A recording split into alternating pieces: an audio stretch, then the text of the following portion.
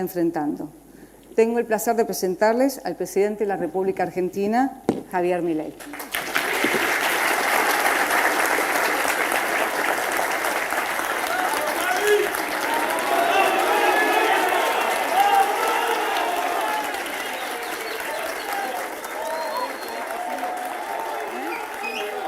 Sin flash, por favor, sin flashes, por favor, no.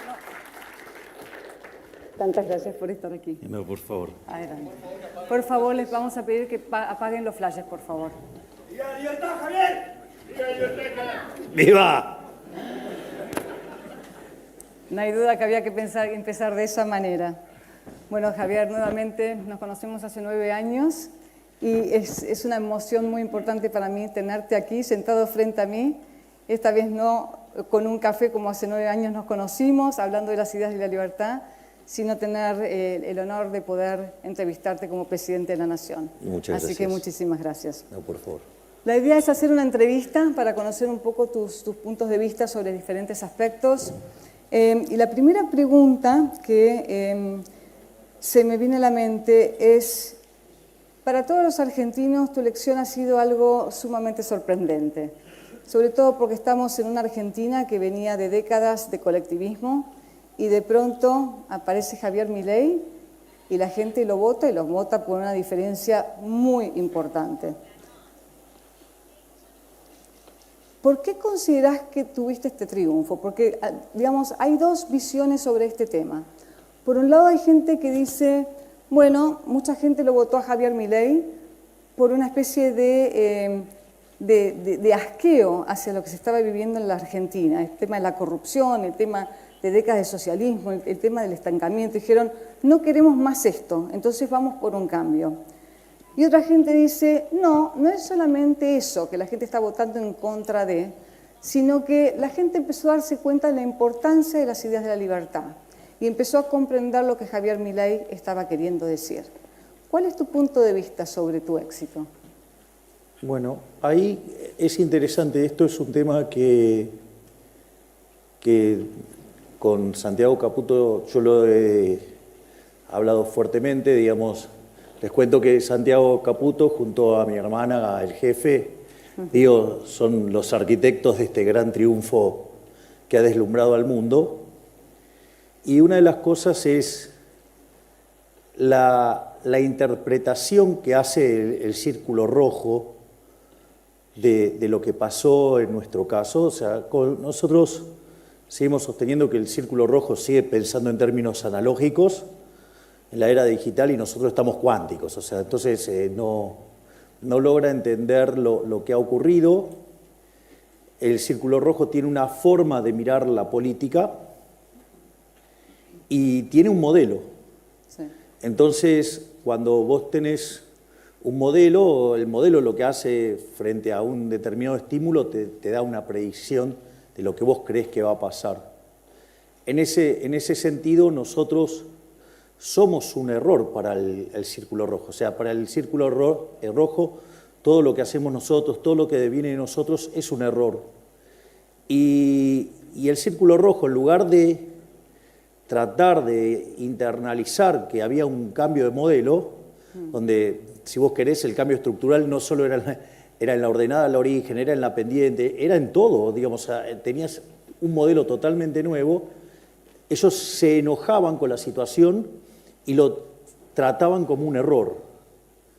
La verdad es que, y eso nosotros lo fuimos experimentando a lo largo de toda esta carrera en el plano político, porque yo recuerdo que, por ejemplo, cuando decidimos lanzarnos, lo primero que nos dijeron es que no íbamos a poder conseguir partido. Bueno, de hecho, de manera muy activa, el que era jefe de gobierno de la ciudad en aquel momento, salió a comprar partidos por todos lados para que nosotros no pudiéramos conseguir el sello para poder competir.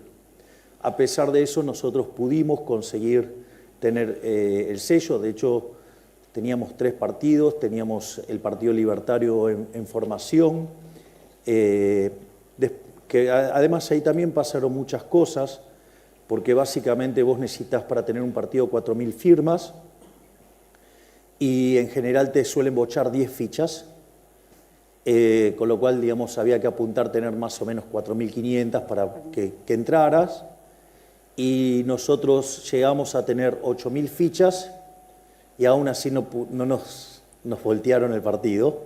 Y sucede que las fichas aparecieron en otros partidos que se crearon muy rápidamente. Claro.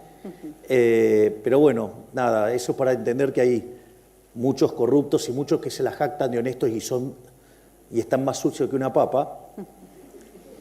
Pero, digamos, y grandes traidores a la ciudad de la libertad.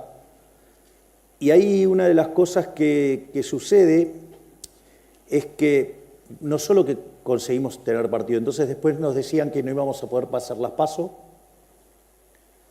Después, cuando pasamos las PASO, nos dijeron que íbamos a perder contra el voto en blanco. Después nos dijeron que la izquierda nos iba a llenar la canasta. Y después decían que no había forma que nos llegáramos al 10%. Y al final, en la elección de la ciudad, terminamos sacando el 17% de los votos. Nos habíamos constituido en la tercera fuerza de la ciudad. Y eso abría unas perspectivas enormes. Y cuando llegamos con victoria a la Cámara, yo recuerdo el día que asumimos como diputados, un periodista del canal Diputados TV, una persona muy grosera, que también era periodista en A24, entonces me dijo, bueno, ¿qué pueden pretender si van a ser solamente dos en 257? Se los va a diluir el propio sistema, van a ser absolutamente intrascendentes, no van a estar en ninguna comisión, no van a ser parte de nada. Y yo le contesté ahí en ese momento con el libro, con el primer libro de Macabeos, ¿sí? Digamos, en el capítulo 3, versículo 19, que dice que la victoria en la batalla no depende de la cantidad de soldados, sino de las fuerzas que vienen del cielo. Y cuando llegó el momento de cobrar la primer dieta, en una genialidad de mi hermana, que dijo, vamos a sortearla, hicimos el sorteo, se habían anotado más de 1 millón de personas, y decidimos hacer ese sorteo en Mar del Plata, que lo hicimos en la escalera esa que está frente a Costa Galana, y en ese evento se estima que juntamos entre 10.000 y 15.000 personas, y ahí nos dimos cuenta que estábamos para otra cosa y decidimos embarcarnos en esta idea de ir por la carrera de la presidencia, y vaya que las fuerzas del cielo mostraron tener fuerza, porque le ganamos a las dos estructuras más grandes de la Argentina, con más de 70 años, digamos, cada una de ellas, y hemos logrado esto tan increíble de que tengamos el primer presidente liberal libertario de la historia de la humanidad, y eso, digamos, a mí me llena de orgullo. ¿Ese fue el momento que dijiste, tenemos una chance de ganar? Sí, ahí nos dimos cuenta que había una chance, porque habíamos estado en la etapa de muchísimos periódicos en más de 30 países del mundo, y evidentemente algo se había despertado ahí, y efectivamente, como nosotros arrancamos en la campaña electoral, habíamos dicho que nosotros no veníamos acá a guiar corderos, sino que veníamos a despertar leones, y efectivamente teníamos la sensación de que esto estaba ocurriendo, y sin embargo, a pesar de eso, el Círculo Rojo siguió subestimándonos, siguió diciendo que éramos un error. Digamos, la forma de decir que éramos un error era, bueno, solamente representa gente enojada. Y eso es falso, porque en realidad lo que pasa es que ellos no pueden cambiar el modelo, entonces, y siguen enojados con eso. Y eso, por ejemplo, en algunos periodistas se nota de manera grosera. Creo que el caso más violento y más agresivo de todos, por ejemplo, es el caso de Joaquín Morales Solá. profundamente ofuscado en un programa diciendo, pero Milei tiene que entender que él tiene que los periodistas somos el nexo con la sociedad. Él no puede estar hablándole por Twitter a la sociedad. ¿Cómo? Te están censurando, Javier. Eso, claro, digo, entonces, bueno, el periodismo es muy violento, agrede mucho, y después cuando uno le contesta, después entonces, o sea, se victimizan y lloran censura. Pero bueno, los entiendo porque son parte del círculo rojo que perdió, y entonces como no entienden, agreden, y pretenden que nadie les conteste. O sea, es una cosa de violencia asimétrica y creen que tienen eso. Pero ahí lo más interesante es que hay algunos indicadores muy interesantes de por qué esto no era una cuestión de simple enojo. Porque esto, por ejemplo, lo señaló varias veces nuestro máximo prócer de la libertad, el doctor Alberto Venegas Lynch, hijo, donde dice, cuando uno iba a las distintas... Nosotros a los actos los llamamos recitales, y tienen la lógica de un recital. Digo, será porque, digamos, de chico me hubiera gustado ser como Mick Jagger. Entonces, en ese contexto, una de las cosas que señaló Alberto fue que,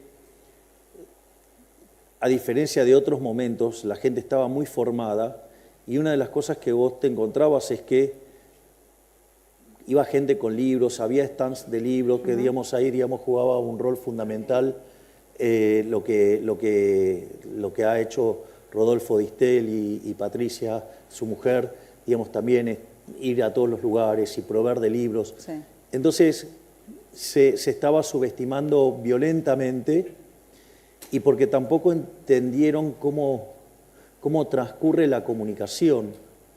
Hoy, digamos, la gente no se comunica esencialmente por televisión, ya sea de aire o de cable, digo, que están más los canales de política. Hoy la gente, en su gran mayoría, se informa vía las redes sociales.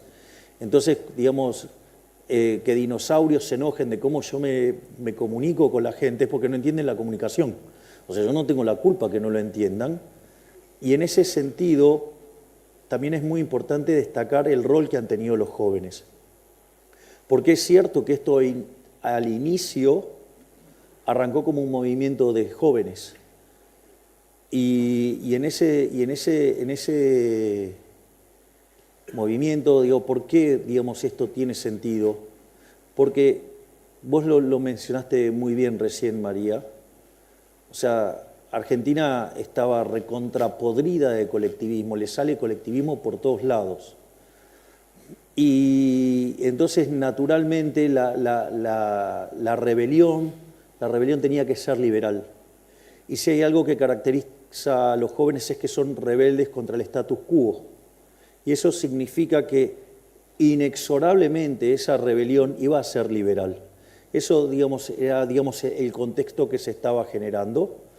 Además, los jóvenes están menos expuestos al lavado de cabeza que implica la educación pública, independientemente que sea de gestión privada o que sea de gestión estatal, con lo cual eso también facilita mucho. Además, con las redes, una de las cosas que pasaba es que de repente vos podías, si ustedes se fijan, desde que yo empecé a aparecer en televisión, una de las cosas que hice sistemáticamente es citar a cada autor que yo estaba utilizando como referencia. Sí. Entonces, mientras que algunos lo querían mostrar como una pedantería de mi parte, en realidad lo que yo le estaba haciendo era marcarle la hoja de ruta de qué ir a leer. Y entonces, y eso permitió, por ejemplo, no sé, citar a Jesús Huerta de Soto, te metés, ponés en Google Jesús Huerta de Soto y te encontrás con todas sus clases. Entonces, eso generó toda una suerte de retroalimentación donde los jóvenes se alimentaban de esto y una de las cosas que yo hacía en los distintos debates, les terminaba dando argumentos para defenderse. Claro.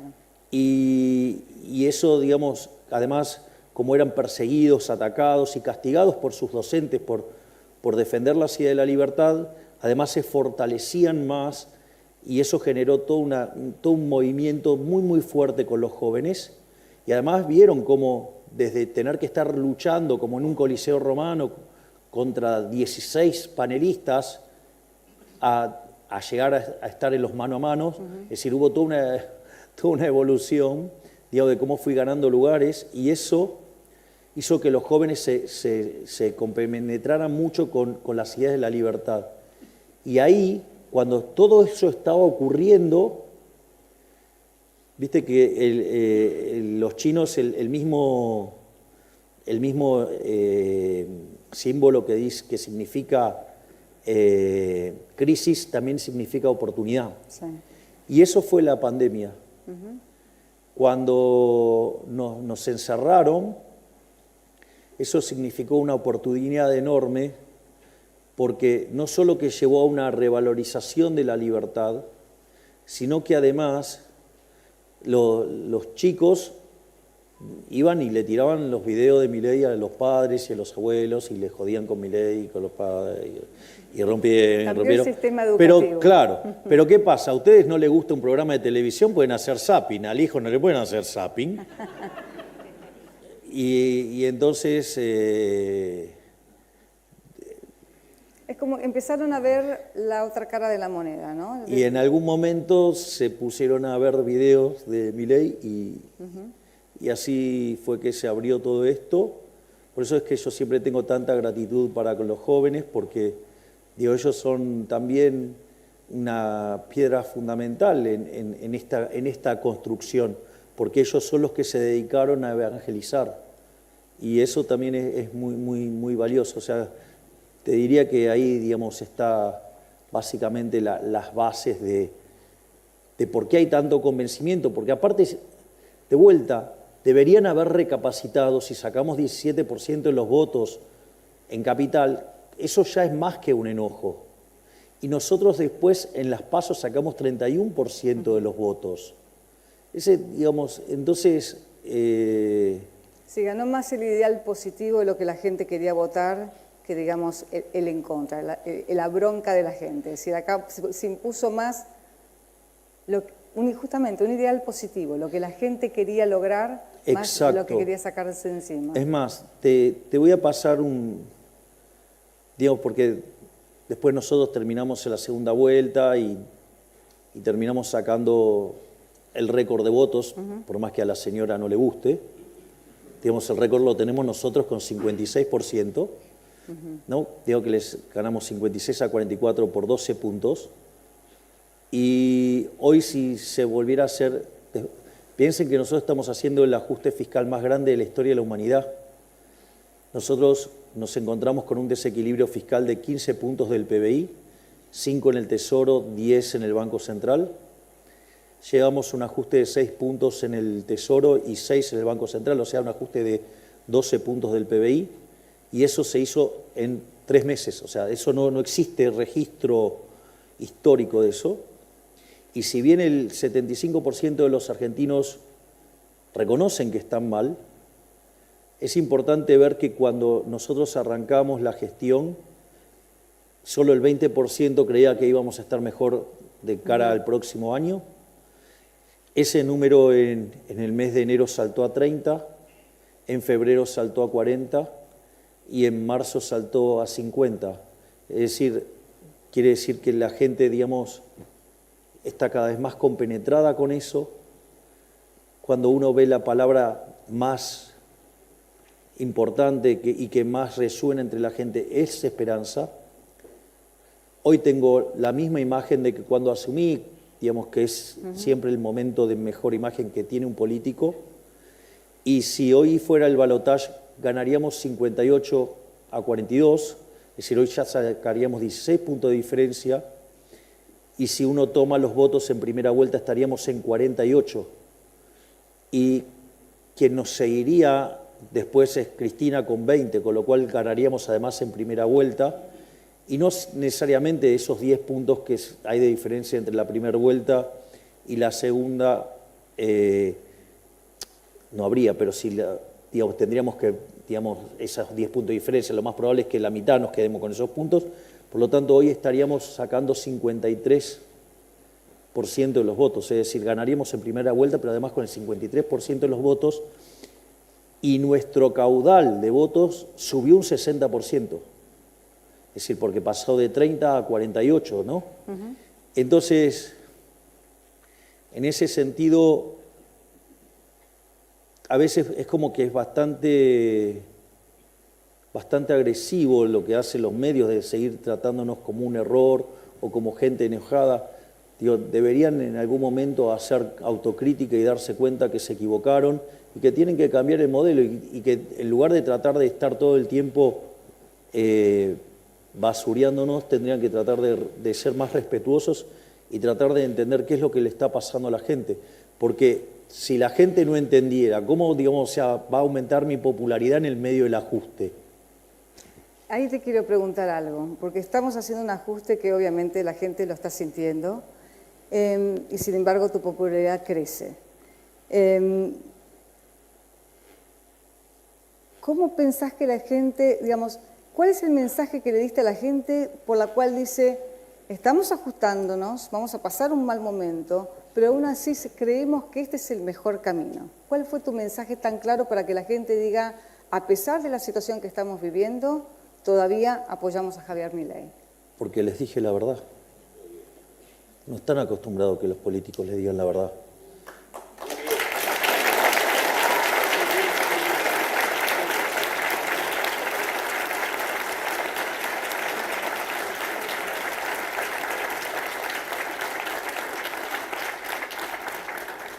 Si hay un defecto marcado que tengo es que digo lo que pienso y peor todavía, hago lo que digo. Entonces, es todo lo contrario al resto de los políticos. Claro. Entonces, ¿qué es lo que pasa? Nosotros habíamos hecho campaña diciendo que íbamos a ajustar. Es decir, y ganamos diciendo que íbamos a ajustar.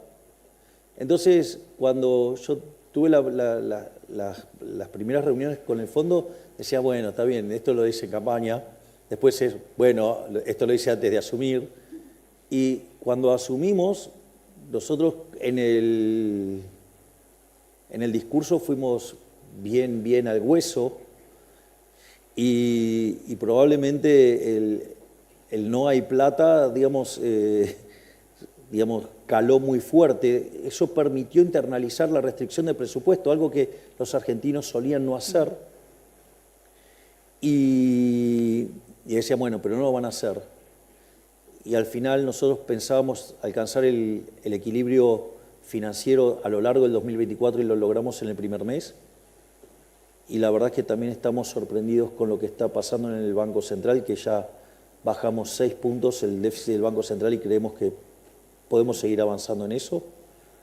Hoy básicamente el tipo de cambio paralelo está igual que el oficial. No solo eso, sino que además el riesgo país perforó los 1.300 puntos, viniendo desde 2.900. Los bonos pasaron de $18 a $54. Las acciones de Argentina volaron literalmente. Es decir, todos los indicadores a futuro muestran que vamos a estar mejor. No solo eso, sino que además lo que tenemos es que los indicadores de actividad en lo que tiene que ver con el campo, lo que tiene que ver con oil and gas, o sea, con petróleo y gas, y lo que tiene que ver con minería están dando muy fuertes y al mismo tiempo la tasa de inflación también está cayendo más fuerte, está cayendo mucho más fuerte que lo que cayó durante la convertibilidad. Y no solo eso, sino que además, o sea, la curva de futuros del dólar ya está mapeada con la política monetaria que está implementando el Banco Central. Por lo tanto, lo que nosotros estamos viendo es que, digamos, hay motivos para estar optimistas pero todo esto se construyó diciéndole la verdad a la gente. Es decir, yo les expliqué a la gente el problema que teníamos, le expliqué cómo lo íbamos a resolver, le expliqué que durante un tiempo la íbamos a pasar mal, pero que esas eran las bases para salir adelante.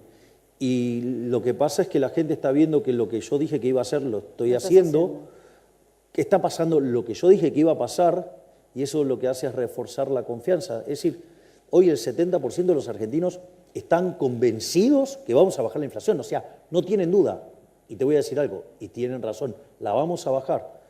Y de esos 70, 50 puntos creen que lo vamos a hacer en el primer año y 20 creen que lo vamos a hacer en 2.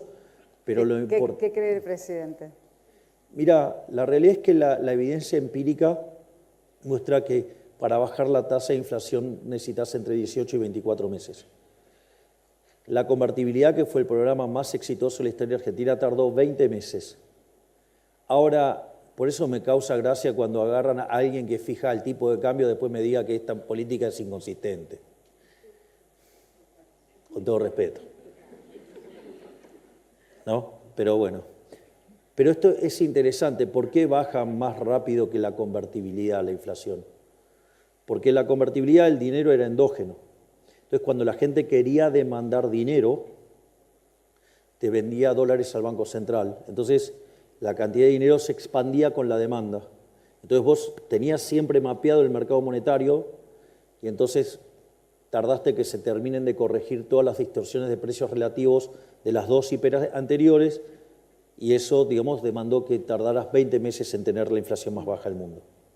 Nosotros directamente fuimos por un mecanismo mucho más fuerte, que es haber fijado directamente la cantidad de dinero. Nosotros la base monetaria está fija, a pesar de que compramos 12.000 millones de dólares, digo, pequeño dato, ¿no? Porque nos dejaron 11.500 negativos, o sea que pasamos a terreno positivo. No solo eso, sino que además tenemos que emitir por los puts que dejó el otro gobierno para controlar el tipo de cambio artificialmente, o la remuneración de los pasivos remunerados, pero comprimimos tanto por BOPREAL y por resultado fiscal que la base monetaria no varía. Entonces, la recomposición de la demanda de dinero no tiene contrapartida de expansión de la base. Y eso hace que entonces tengas que ir contra bienes. Y eso te desacelera aún más fuerte la caída de la inflación. Y eso se vio muy claro. Como el dólar es un indicador anticipado, digamos, porque es un indicador financiero, lo viste caer de 1.350 a 9.85 esta semana. Entonces, quiere decir que en algún momento la tasa de inflación va a colapsar. No sabemos cuándo, pero sabemos que va a colapsar. Y en ese sentido estamos muy, muy optimistas. Pero también ahí veo que los economistas no pueden salir de su formato convencional y no pueden pensar distinto a lo que han pensado los últimos 70 años, 80, 100, no sé. Déjame hacerte una pregunta sobre los desafíos que se te presentan, que no son pocos ni van a ser pocos. Básicamente porque tenemos una Argentina que nunca ha conocido, digamos, una vida sin controles paternalistas, ¿no? No ha conocido una vida sin un gobierno que dé planes sociales, que dé subsidios, y de alguna manera también tenemos una educación que no ha preparado a la gente joven o a la gente, digamos, a todos nosotros, a confiar en nuestra cabeza, en confiar en nuestra mente, en confiar en que podemos ser arquitectos de nuestro propio futuro y ganarnos la vida por nuestro propio esfuerzo. Entonces se me ocurre que tenés muchísima gente cuando venís a decirles vamos a cortar con los gastos fiscales, vamos de a poco a tratar de ir sacando los planes sociales para que la gente se arme a sí misma y que pueda trabajar y pagar su propia vida, su propia comida. Me imagino que tenés bastante gente asustada con esto y que de alguna manera te va a hacer la contra. ¿Cómo manejas esto y cómo logramos convencer a esa gente que la manera de vivir es vivir a través del propio esfuerzo y que no hay nada de digno en vivir justamente de prestado, de impuestos de otras personas que sí trabajan para poder hacerles posible la vida a ellos? Si me permitís, voy a contestar en dos dimensiones distintas. ¿Cómo no? Obvio que la más divertida es esta última. Pero, digamos, dado el lugar que ocupo, no es trivial omitir la otra. Primero, o sea, digamos, me voy a poner en los zapatos que ocupo, que es el de decision maker, ¿no? Digo, el tipo que está tomando decisiones. Cuando vos perseguís un objetivo, es decir, acá lo más importante es que vos tengas claro a dónde querés ir. Hay un dicho, yo te contaba, que dice, el que no sabe lo que busca no entiende lo que encuentra. O sea, lo más importante es que vos tengas definido a dónde querés ir. Eso es lo más importante. Digo, ¿por qué? Porque porque la vida no es un movimiento rectilíneo uniforme y condiciones normales de presión y temperatura. Eso no existe. Eso es solamente, digamos, supuesto para poder resolver modelos más fáciles. La vida real tiene un montón de escollos, pero lo importante es que si vos sabés a dónde querés ir, no te importan los escollos, los vas a sobrepasar de alguna manera. O sea, si a mí se me cruza una piedra en el camino, o la salto, o la esquivo, o directamente la rompo con la motosierra. En ese sentido, lo más importante de todo esto es la convicción. Es decir, yo de hecho en la campaña enfaticé mucho esto, digo, yo decía, yo sé lo que hay que hacer, sé cómo hay que hacerlo, pero sobre todas las cosas tengo la convicción. Lo más importante es la convicción, que vos estés convencido de lo que querés hacer. Y eso es un elemento, te diría, determinante. Y entonces no hay nada que te frene, no hay nada. Digamos, o sea, a mí no me importa, digamos, lo que haga el Senado, lo que haga la Cámara de Diputados. O sea, nosotros hoy gobernamos no con una política que no acompaña, nosotros gobernamos con una política que pone palos en la rueda. Y a pesar de todo eso lo estamos logrando, porque las ideas de la libertad son más fuertes que la maldita casta política, y por eso no nos pueden parar.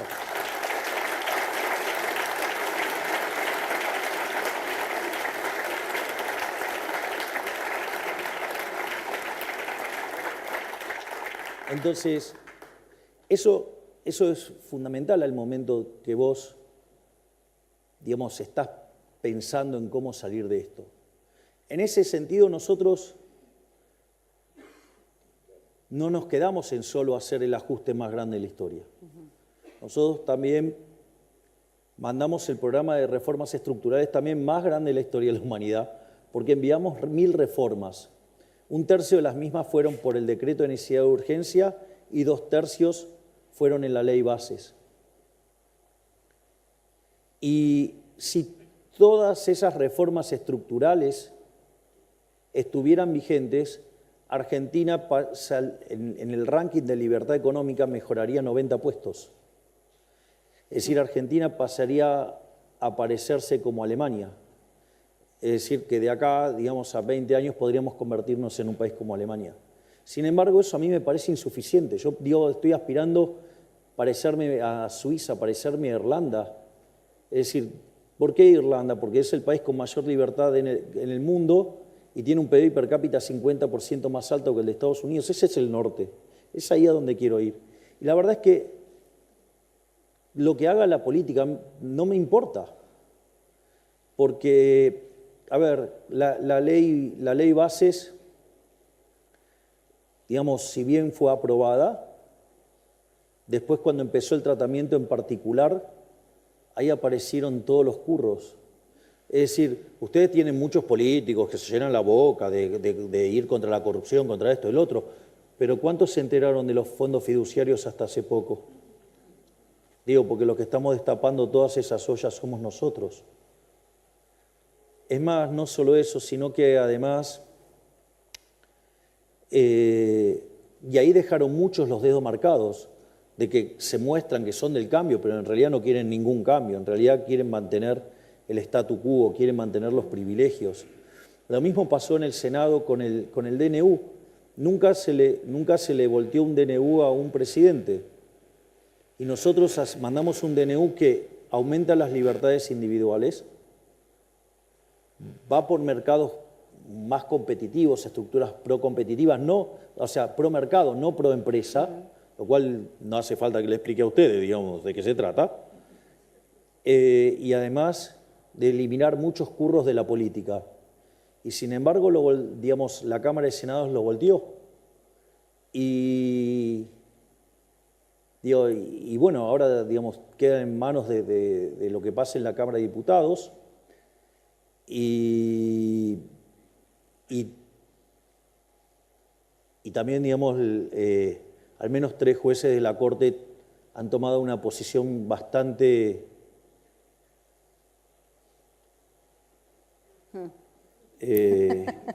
poco amigable, por decirlo de alguna manera, con el DNU. Y en ese sentido, lo más interesante es el rol del principio de revelación. En cada una de estas cosas a nosotros nos sirvió para dejarlos en evidencia. Ejemplo, el DNU se cayó en el Senado, pero hay un montón que dejaron los dedos marcados. Y además nosotros tenemos 7 senadores, conseguimos 25 votos, es un golazo. Y si además me sirvió para dejar en evidencia a un montón de delincuentes, es un golazo. Lo mismo pasó con la ley Bases. Es decir, y mientras tanto nosotros seguimos gobernando y avanzando a pesar de la política. Y estamos logrando todo lo que estamos logrando pese a la política. Así es que en ese sentido soy muy optimista. Y obviamente que todo esto, y es ahora digamos, la otra parte, que es la que probablemente es la más interesante, nosotros cuando estamos gobernando pensamos en 3 dimensiones. Y eso está bastante claro en muchas de nuestras acciones. Hay una línea de pensamiento que tiene que ver con la economía, obvio que tiene un peso muy fuerte porque es una cuestión de formación profesional. Igual, digamos, o sea, lejos de ser una víctima toto caputó, digamos, o sea, digamos, creo que me quiere sinceramente. No, porque es muy gracioso, un día le hacen una pregunta de Pablo y dice, lo último que querría hacer en mi vida es ser el ministro de Economía de Milei, porque digamos, es un poco intenso el trabajo, pero no, afortunadamente todo el gabinete nos llevamos muy bien y podemos trabajar muy bien todos. Entonces hay una línea que tiene que ver con la economía, hay una línea que tiene que ver con la política y hay una línea que tiene que ver con la batalla cultural. Nosotros llamamos batalla filosófica, pero hablamos de lo mismo. Exactamente. Entonces, y todo tiene mucho que ver con destruir el Gramsci que nos ha armado el socialismo. Es decir, en ese sentido uno tiene que reconocer que el socialismo del siglo XXI fue muy exitoso. Después de la caída del muro, frente a tanta evidencia abrumadora del fracaso socialista, ellos se agruparon en lo que se llamó el Foro de San Pablo y ellos construyeron una estrategia, básicamente se apalancaron fuertemente sobre las ideas de Gramsci y se metieron en los medios de comunicación, se metieron en la educación y además cooptaron la cultura y a partir de ahí empezaron a impregnar las ideas socialistas. Me gustaría hacerte una pregunta ahí, porque cuando vos tenés la evidencia frente a tu cara de que el socialismo no funciona, y tenemos demostraciones de esto en varias partes del mundo, ¿por qué considerás que aún se siguen aferrando a estas ideas? ¿Por qué no pueden decir, bueno, claramente esto no ha funcionado, ha generado miles de muertos a lo largo de la historia, ha dejado a la gente en la pobreza, ha dejado a gente en hambrunas, y sin embargo siguen insistiendo con este tipo de ideas? ¿Por qué pensás que esto ocurre? Porque es una enfermedad del alma peor que el peor de los cánceres. El socialismo es el peor de todos los cánceres y es peor aún porque es una enfermedad del alma. A ver, el socialismo cuando se lo aplicó de forma pura fue un fracaso en lo económico, en lo social, en lo cultural. Mataron a 150 millones de seres humanos. Es decir, hambriaron gente y mataron gente. O sea, son lo peor que ha pasado por la humanidad. Además, los peores dictadores siempre han sido de ellos. Y ahí hay algo muy interesante porque, a ver, Marx, esto lo cuenta el prócer Alberto Benes Galinchijo, dice, Marx no publica el segundo libro porque se había publicado el libro de Menger, Principios de Economía y Política, y digamos, y Menger destruye la teoría del valor trabajo, entonces, o sea, no tenía ningún sentido, digamos, continuar con el capital, porque, digamos, se había resuelto el problema de la teoría del valor. No solo eso, sino que después Eugene von Baberg escribe la conclusión del sistema marxiano y lo aniquila, literalmente lo aniquila, por lo tanto ya estaba refutado también desde la teoría económica. A pesar de eso, siguieron adelante con esa estúpida idea y cuando la implementaron hicieron un verdadero desastre. Entonces la pregunta es, frente a esa evidencia empírica, frente a haber sido derrotados en la teoría y haber sido derrotados en la evidencia, digo, ¿por qué? La pregunta es ¿por qué?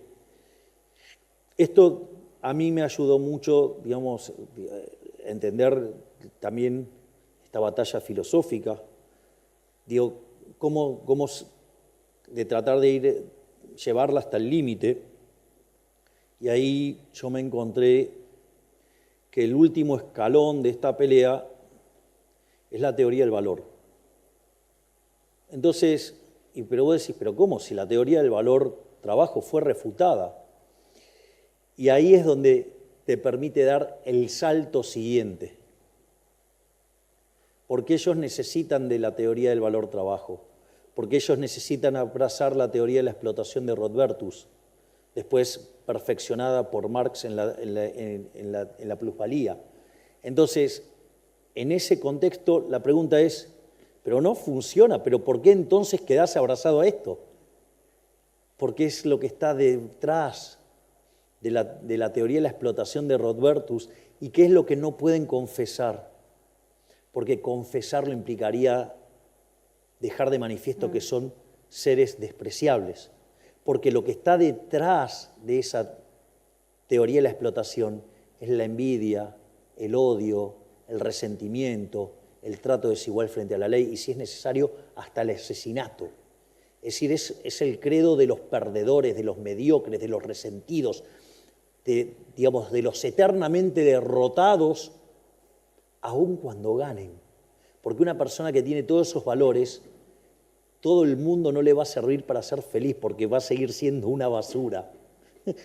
Y entonces no pueden salir de ese mundo, porque salir de ese mundo deberían admitir lo que son como seres humanos. Y a nadie digo, va a estar orgulloso de decir que es una basura envidiosa o un resentido o todas esas cosas horribles que son los valores que están subyacentes en eso. Y eso es muy importante porque en el fondo esos valores morales son los que determinan después las instituciones. Y cuando vos abrazás ese conjunto de valores, las instituciones que tenés son inmundas y te hundís. En cambio, cuando vos abrazás las ideas de la libertad, digamos, que básicamente, por eso no me voy a cansar de repetir la definición del liberalismo del Prócer, el liberalismo es el respeto irrestricto del proyecto de vida del prójimo, basado en el principio de no agresión, en defensa del derecho a la vida, a la libertad y a la propiedad, donde las instituciones del capitalismo son básicamente la propiedad privada, la no intervención del Estado, la libre competencia entendido como entrada y salida, no como en el formato neoclásico, la división del trabajo y la cooperación social, donde solamente podés ser exitoso sirviendo al prójimo con bienes de mejor calidad a un mejor precio. Es decir, donde ahí entonces el empresario es un héroe, es un benefactor social. Es decir, porque lo único que hace es traerte prosperidad y mejora en tu calidad de vida. Y donde, digamos, o lo remataría como, digamos, la fórmula del éxito, como dice Miguel Ancho Basto, ¿no? Dice que es capitalismo, ahorro y trabajo duro. Bueno, es eso. Es eso. Fíjate que todos los valores sobre los cuales nosotros nos basamos son valores maravillosos.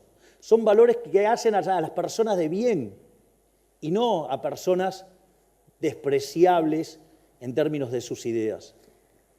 Siempre mencionás que, bueno, en realidad tenemos una teoría de que muchos latinoamericanos todavía piensan que el capitalismo funciona en la práctica, pero lo que es verdaderamente noble y moral es el socialismo. Justamente por esto, ¿no? De que todos somos iguales y que deberíamos ser nuestros protectores de nuestros hermanos. ¿Qué dirías del argumento que dice que en realidad el capitalismo es el mejor sistema porque es el único sistema que respeta la naturaleza del ser humano, que deja al hombre libre para perseguir su propia felicidad y para perseguir sus propios valores?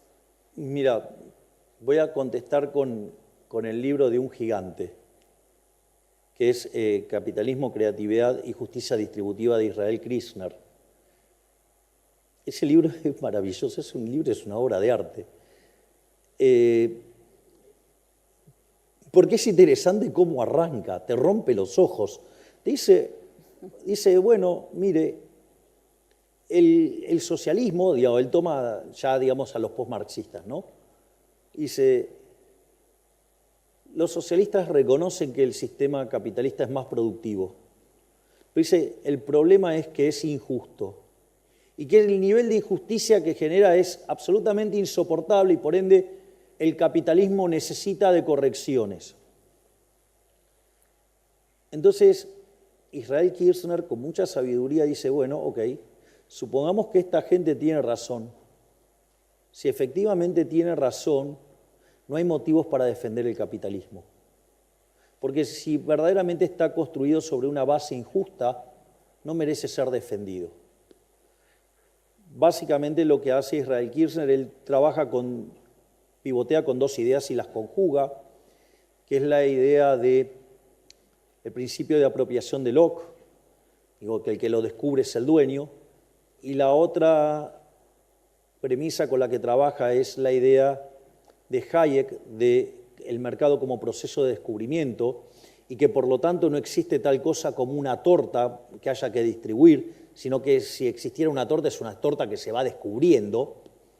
Por lo tanto, si el mercado es un proceso de descubrimiento y va aplicando el principio de apropiación de Locke, el que lo descubre se lo queda, sin lugar a dudas, el sistema capitalista no solo es más eficiente, sino que es el único sistema que es justo. O sea, después podemos discutir otro montón de cosas más, pero lo interesante es que, bueno, de hecho, antes de dedicarme a la política, mis conferencias por las que paseaba por todos lados del planeta eran acerca sobre la superioridad moral del capitalismo.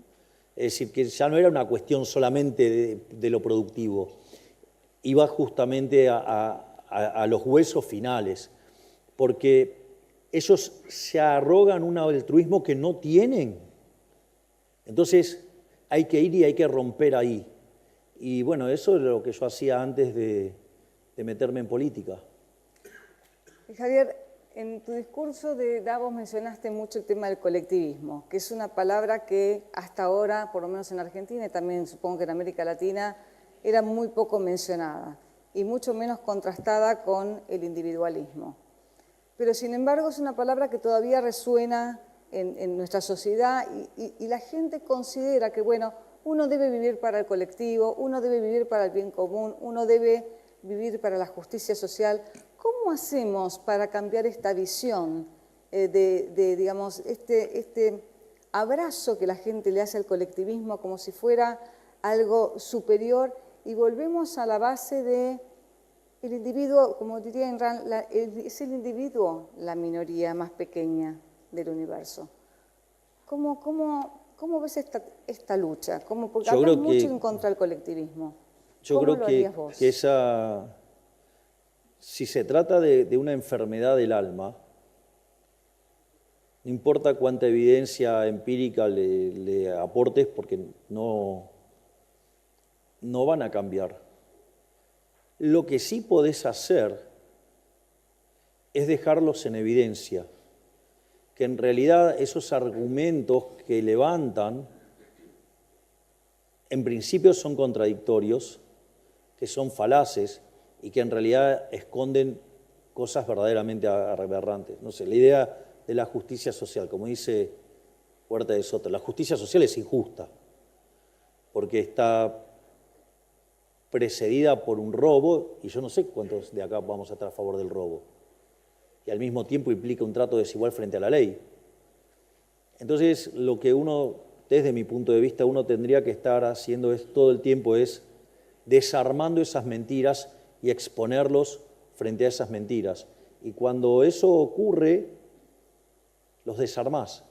Entonces, el socialista fanático, digamos, o sea, en el fondo, el envidioso y resentido fanático no va a cambiar, porque eso está en su esencia, pero sí te va a servir de utilidad para iluminar sobre el resto de la población los valores correctos.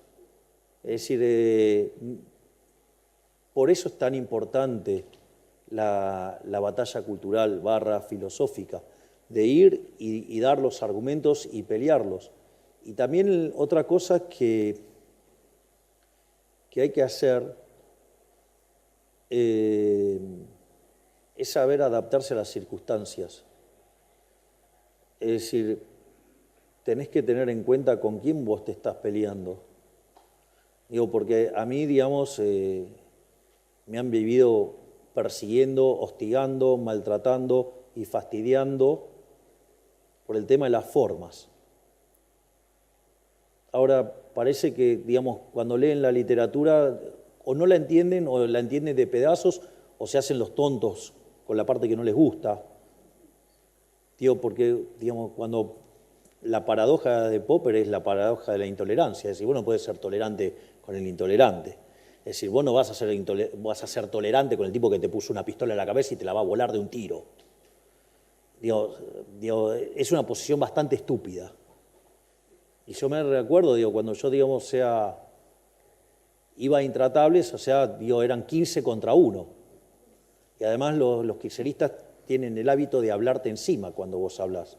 Y lo hacían 4 a la vez. Entonces, si no gritabas, no te imponías. Y por eso, digamos, o sea, con esa pelotudina de la corrección política, ellos se quedaban con todo y nosotros, digamos, nuestras reuniones se hacían adentro de un ascensor. Una de las cosas que mencionó una vez Patricia Bullrich con mucha sabiduría, dijo, fue muy gracioso, dijo, che, ¿por qué no se ponen a mirar qué es lo que está haciendo Milei? Dice, porque eso de que a 20.000 personas le esté hablando de Hayek es raro. De hecho hay un momento muy gracioso que me pasa a mí cuando estamos haciendo la campaña y la lanzamos oficialmente en Mendoza. Yo recuerdo que, claro, veníamos de hacer más de 10.000 en Mar del Plata, más de 15.000 en Rosario.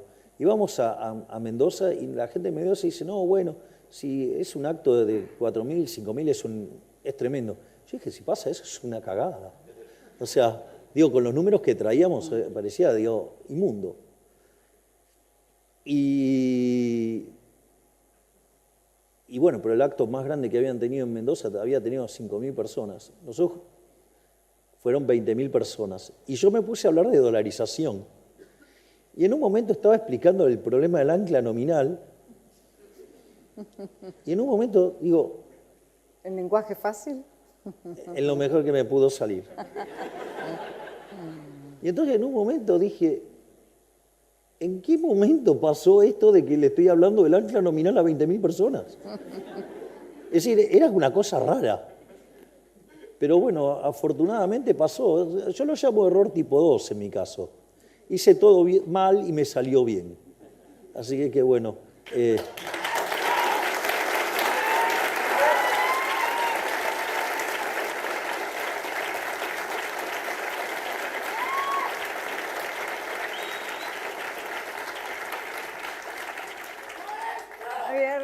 Javier, presidente, tengo muchas preguntas más, pero el tiempo nos corre, así que me gustaría terminar con una última pregunta.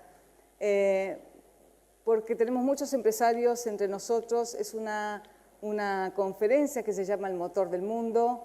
Como sabrás, en la rebelión de Atlas, Ayn Rand menciona el motor del mundo como estos empresarios, como los hombres de mente, los creadores, los productores, que son los que verdaderamente generan la vida floreciente, entretenida, más larga que tenemos hoy respecto a lo que eran la vida de nuestros abuelos y antepasados. Y en Davos hiciste algo que personalmente no escuché a ningún presidente hacer antes, que es hablar de los empresarios como héroes. Y me gustaría que los empresarios que están aquí presentes, que les expliques por qué los consideras héroes, porque hiciste algo con mucho coraje que nunca nadie antes había hecho. Bueno, dije lo que pensaba. Digo, los empresarios son benefactores sociales. Lo puedo hacer con un ejemplo. Cuando critican, no sé, a los monopolios. Y yo digo, como dice Mises, no te tenés que enojar con el único empresario que quedó. Enojate con los que no están si vos querés, pero digo, no justo con el que está. Entonces, yo siempre hago el caso, suponete que tengo 10 empresarios ofreciendo teléfonos celulares y aparece uno que vende un celular de mejor calidad a un mejor precio. Obviamente que los 9 restantes van a ir a la quiebra, pero ese que quedó te está mejorando tu calidad de vida. Ese tipo genera puestos de trabajo, te genera un bien de mejor calidad, un mejor precio, te permite ahorrar plata y te permite gastar en otras cosas. Tu nivel es un benefactor social, él, digamos, te está mejorando tu vida. Es decir, aparte es la idea de la mano invisible, digo, hasta podría odiarte, pero primero te tiene que tratar bien porque te tiene que vender su producto y segundo, además te arregla y te mejora tu vida. Entonces, en ese sentido, el empresario es un benefactor social, es un creador de riqueza, es el que, digamos, o sea, digamos, la teoría de la relatividad no la escribió un burócrata. Es decir, el celular, digamos, no lo inventó un burócrata, la lamparita no la inventó un burócrata. Yo siempre digo el tema de, por ejemplo, no sé, el día que, digamos, que Edison inventó la lamparita, y sí, los fabricantes de vela estaban recontra calientes, pero hoy, gracias a Edison, mire lo bien que estamos, ¿no? Entonces, y ese mundo lo han creado los empresarios, y hay algo más interesante, y digo, es un mensaje que probablemente me guste más dar todavía. Si yo, digamos, quisiera hacer una representación estilizada de lo que es un empresario, el empresario podría decir que es alguien que compra barato y vende caro, ¿sí? Y resuelve todos los problemas que hay en el medio de esa operatoria. Pero yo compra barato y vende caro, ¿no? Entonces, cuanto mejor hace esto, mejor le va. ¿Hasta ahí vamos? Ahora, yo soy un consumidor. Y cuando voy a ofrecer mi trabajo, ¿a quién se lo voy a dar? ¿Al que me paga más o al que me paga menos? O sea, voy a tratar de vender lo más caro posible. Y cuando voy al supermercado voy a tratar de buscar aquel bien que me satisface lo más barato posible. Es decir, que estoy comprando barato y vendo caro. Es decir, en el fondo, todos somos empresarios, todos tenemos esa virtud. Y lo que hay que hacer es explotarla y llevarla al máximo. Hay que llevar eso al máximo. Y lo que tenemos que entender es que no necesitamos de nadie para hacer eso. Eso está en nuestro propio ADN. Nosotros podemos mejorar el mundo y modificarlo solos, sin la ayuda de ningún burócrata, digamos, que se cree, digamos, importante.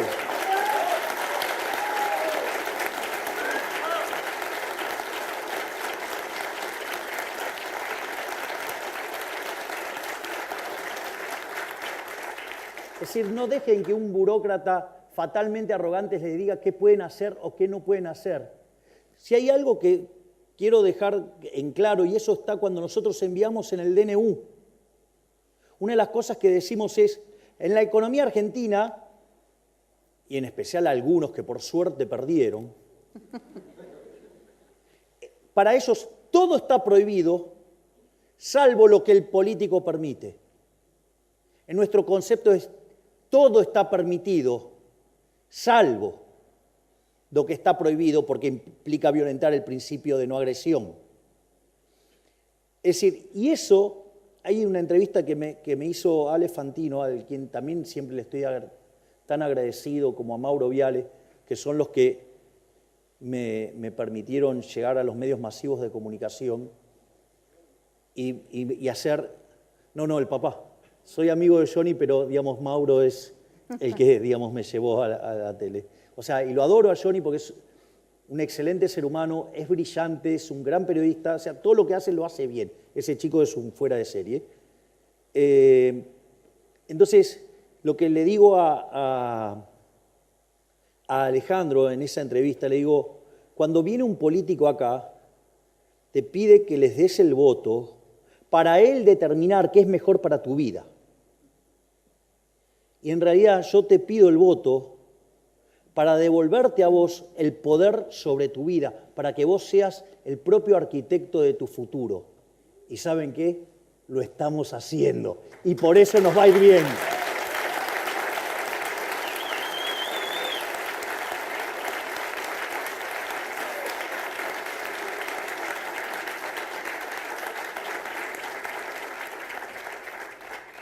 Muchas gracias, presidente. Y nos gustaría concluir esta ¿O viva la entrevista. libertad, carajo? Todavía no. Te lo dejo para el final. Ah, bueno. Me gustaría concluir esta entrevista con algo que queremos regalarte en el día de hoy. Leíste La Rebelión de Atlas. Sabés que justamente La Rebelión de Atlas trata de los hombres emprendedores, los hombres de mente, los creativos, frente a los saqueadores. Pero en La Rebelión de Atlas, como están en un contexto bastante parecido al que está Argentina o al que estamos tratando de salir de Argentina, es un Atlas que carga con este mundo que cada vez se hace más pesado, que se hace más terrible, que castiga este Atlas. Y tenemos ganas de decirle al Atlas, soltá el mundo y viví tu propia vida, ¿no? Pero eso es un poco el Atlas que nos imaginamos. Y que son los empresarios y lo que vienen sufriendo en Argentina, en Latinoamérica, este castigo permanente de gobiernos que se entrometen en su vida y de la misma sociedad que a veces la ve como explotadores y los vilifican. Y en el día de hoy quisimos hacer algo diferente. Mi escultor preferido está aquí presente y enseguida le voy a pedir que nos acompañe en el escenario, que es el escultor guatemalteco Walter Peter. Y Walter se imaginó un Atlas diferente, que es un Atlas no ya que carga el mundo como algo pesado, sino que sostiene el mundo como un triunfo. Es un Atlas no castigado, sino que es un Atlas liberado de las cadenas, que puede producir, que puede crear y que puede, por su propio beneficio, por su propio interés, crear lo que quiere, pero al mismo tiempo ayudar a la gente que quiere y a su sociedad y al país con justamente esta posibilidad de producir. ¿Puedo hacer una reflexión? Por supuesto. Si bien lo estamos haciendo nacer ahora, no tengan dudas que a partir del 11 de diciembre del 2025 lo van a ver a pura luz.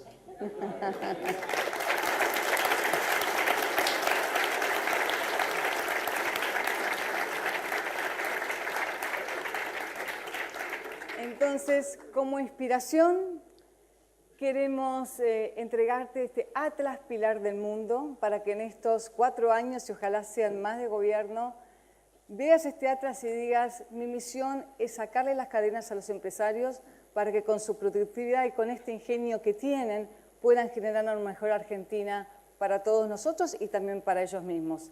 Así que voy a pedir a Walter Peter, por favor, si nos acompaña al escenario. ¿Les puedo comentar algo? Le voy Sí, espoleando cosas. Nosotros hemos pasado, Walter, igual.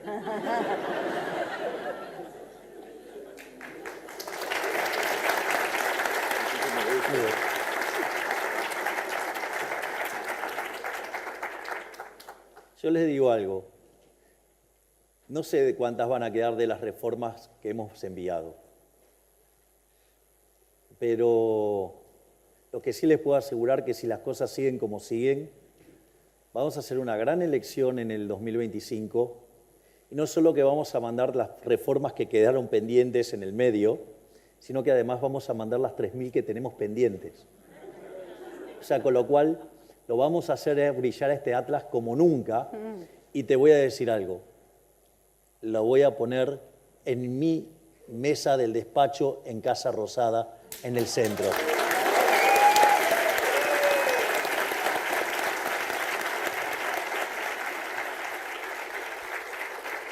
En nombre de la Ayn Rand Center Latinoamérica de Walter Peter, tenemos el honor de presentarte, es pesada, Imagino. presentarte este Atlas Pilar del Mundo. Gracias. Un placer. Walter Peter. Gracias, Walter. Gracias. Lo ha hecho especialmente Gracias. para ti. Es maravillosa. Ya te voy a mandar la foto con el Atlas en el medio de las... Tengo una mesa grande en la Casa Rosada. Y también tengo el sillón de Rivadavia y esas cosas, pero no las uso. Es decir, solo me saqué la foto en el sillón. Trabajo en otro lado. No sé, como estuvieron todos los otros presidentes sentados ahí, es como que me da cosa.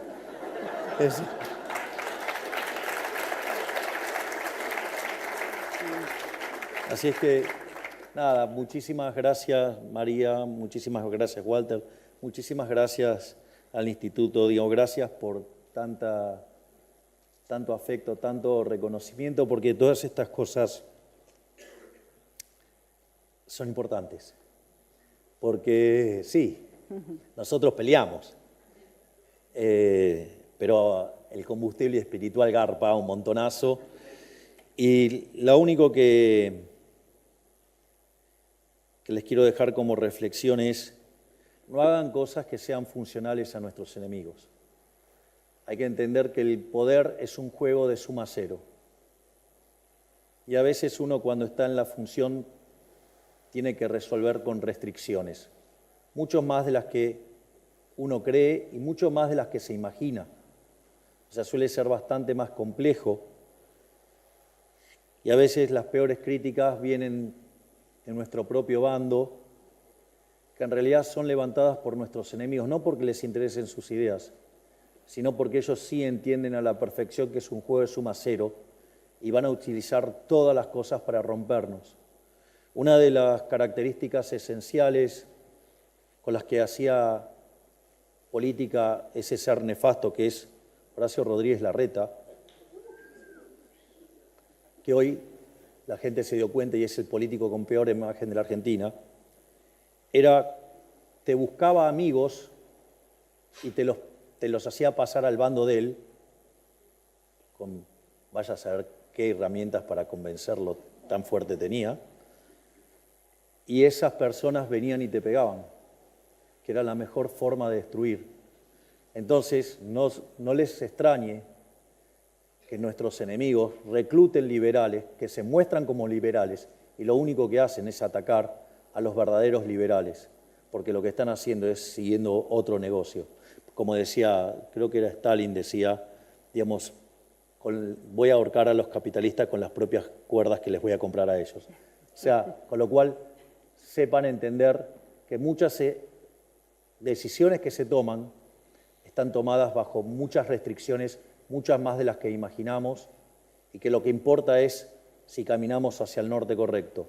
Es decir, si entendemos eso y que el poder es un juego de suma cero, vamos a empezar a ser más pragmáticos, porque el gran problema es que si nosotros no nos ocupamos, ellos sí se meten y ellos sí están dispuestos a arruinarnos la vida.